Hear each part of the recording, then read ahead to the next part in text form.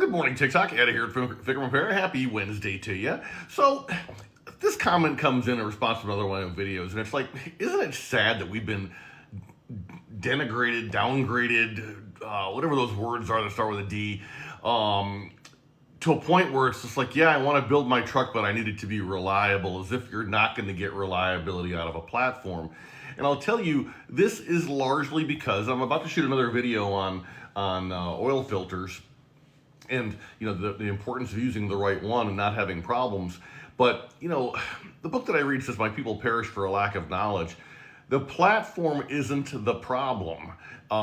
It was the problem when Ford came out with this platform, back in 03. Absolutely, there were problems with the charging system. There were problems with the transmission to a lesser extent. There were problems with the oil cooler, absolutely, and with the EGR cooler as a result. And then as a result of the problems with the alternator, there were problems with the FICM. But,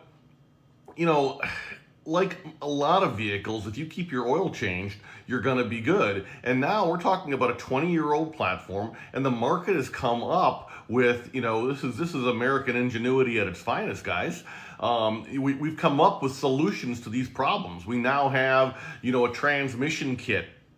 Yeah, this one right here, that doubles your line pressure, quadruples your flow, and ends up with 10 times finer fluid filtration, and so you end up with a train that's just going to last longer, and it kind of overcomes the fact that your transmission simply does not upshift through fourth gear. It shifts 1, 2, 3, 5, 6.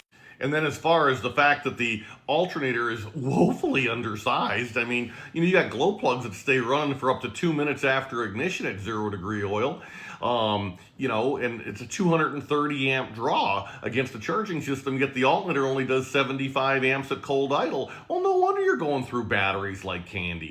And yeah, you could spring for these Bama Jamma boys right here, the Odyssey Extremes. Holy buckets, are they amazing. You short circuit the terminals of these bad boys, it's going to deliver 5,000 amps. Wow, right? But is there anything wrong with these Duracells, which are rebranded degas at your local Sam's Club, or their similar brethren, the interstates at Costco?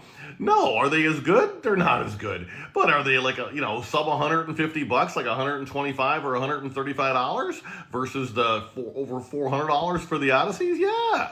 So there's nothing wrong with running a Bama Jamma alternator, with of course cabling to go with it, because, well, not only do we only have an 8-gauge cable hanging off the back of this thing, which does 16,500 circular mils instead of our 105,000 circular mil cable kit, but then also you load balance the batteries, because there's like a 1,350 amp desired inrush current. Somebody asked it the other day, like, well, hey, hold it. How come, if it's 1,350 amps inrush, how come one group size 65, 850 cold cranking amp battery will start the truck? Well, the starter wants 1,350 amps, so if you don't give it all that it wants, it will still engage. It's just not happy about it. You're going to shorten its life.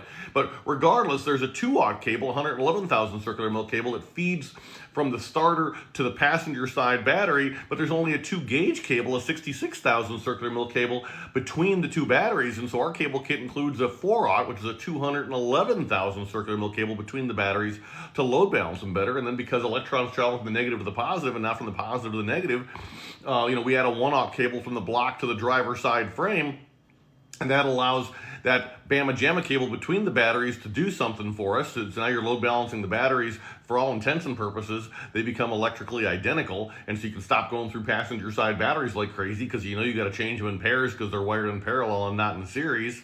Besides which, the addition of that cable prevents you from having your torque converter to weld itself to the front pump. Oh my goodness, right? Now, are there other things that you should just generally do? We're still in winter, and so should you be running like diesel winter anti-gel? Yeah, it'll prevent your fuel from gelling up, which might cost you a set of injectors. This stuff here is good to negative 65 degrees Fahrenheit. Holy crap, man! These other brands eat your heart out. And for the rest of the time, why not run an everyday diesel treatment from Hot Shot Secret? Because the cetane rating alone will pay for the product while lubricating your injectors better. And if you're a 6'7" guy, so you got the CP4 pump, this applies to you too, right?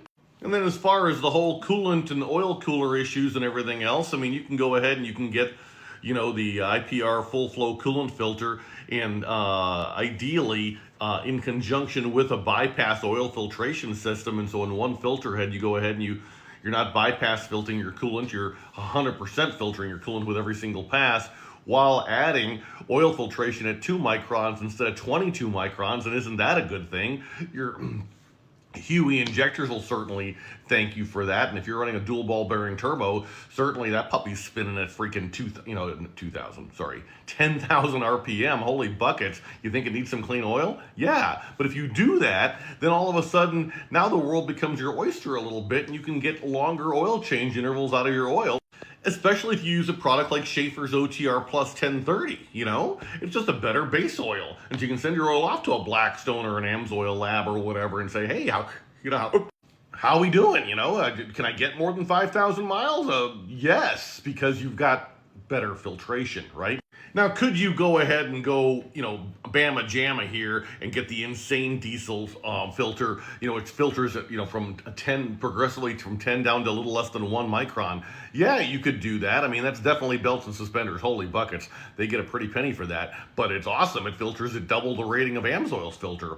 But so it's like, okay, fine. So if you want the very best, you can go ahead and do this. And as long as you're going to go ahead and install that coolant filter, why not go ahead and swing by your local O'Reilly's? I mean, yeah, you can buy it from us, but I mean, by the time you pay shipping, it just makes more sense to pick it up locally, right? But it's up to you. If you want to buy it from us, we'll be happy to sell it to you. But Peak Final Charge Global, it's a CAT, EC1 rated coolant. It's available at O'Reilly's nationally at a metric ton of freaking Walmart. So that way, if you blow a radiator hose and you're 500 miles from home, you don't have to mix and match your coolant, right? Or better yet, you can just go ahead and install the coolant hoses, this all silicone hoses that are lifetime guaranteed, and they're just not going to blow on you anyway.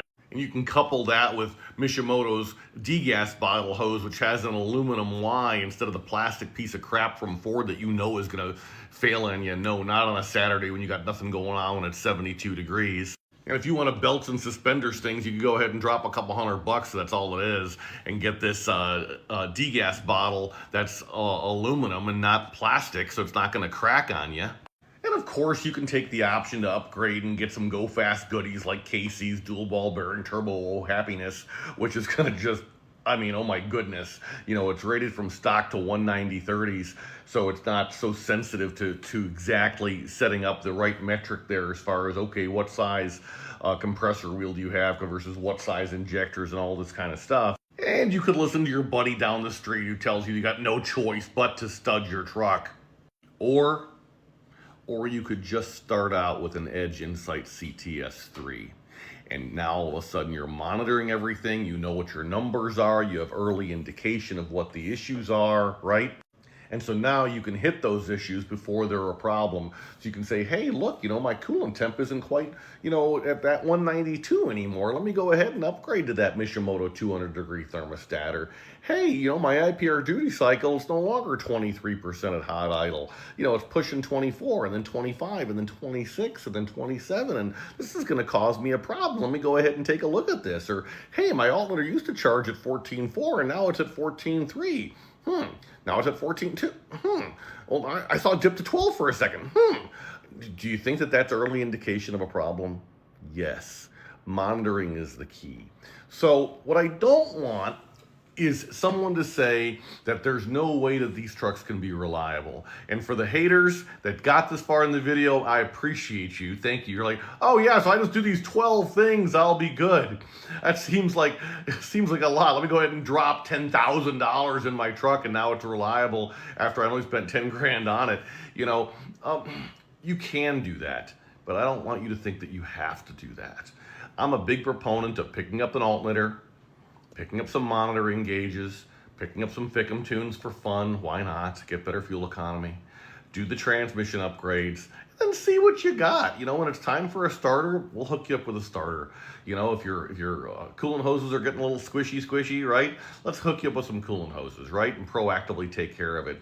But, I don't want anyone thinking that, oh my goodness, we just have to have this circumstance where this truck is wildly unreliable. It's just not the case. You take care of this truck, it'll take care of you. And if you got technical questions, we got answers. We rep for, essentially everybody. So we know who makes the best mousetrap, and we're all in this together. So don't freak out about it. The 6.0 is an unbelievable platform with crazy power and just loads of fun to drive. And so I appreciate you for listening. If you got this far, comment, got there. Appreciate you. FICMRepair.com. We're all in this together.